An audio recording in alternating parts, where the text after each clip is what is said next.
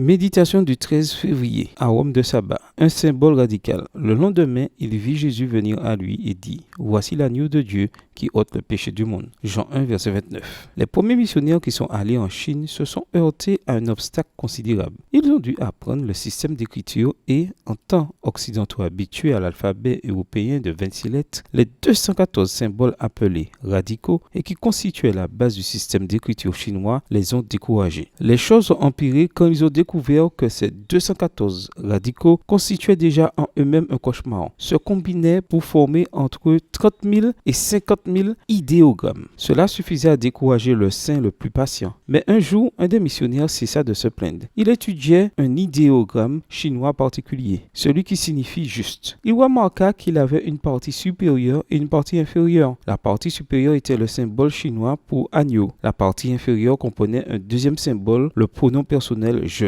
Soudain, il se rendit compte qu'il y avait dans le codage de cet idéogramme un message à la fois caché et incroyablement merveilleux. Je, sous l'agneau, suis juste. Ce n'était ni plus ni moins que le cœur de cet évangile pour la prédication duquel il avait traversé l'océan. Les Chinois furent stupéfaits quand il leur montra ce message caché. Ils ne l'avaient jamais remarqué, mais cette fois, ils purent le voir clairement. Mais quand il leur demanda « Sous quel agneau devons-nous être pour être justes ?» ils ne surent quoi lui répondre. C'est donc avec une grande joie qu'il leur parla de l'agneau immolé dès la fondation du monde. Apocalypse 13, verset 8. Comme nous le voyons dans cette histoire, aucun obstacle n'empêche à ce message d'atteindre les cœurs. Au près comme au loin, des gens n'ont pas encore connu le beau cadeau du salut. Devenu un avec nous, ils devaient porter le poids de notre péché et de notre condamnation. L'être sans péché devait éprouver la honte du péché. Le pacifique devait vivre au milieu des querelles. La vérité devait habiter au milieu du mensonge et la pureté au milieu de la souillure. La rédemption du monde reposera sur lui, qui s'était dépouillé de sa gloire, acceptant les infirmités de la nature humaine.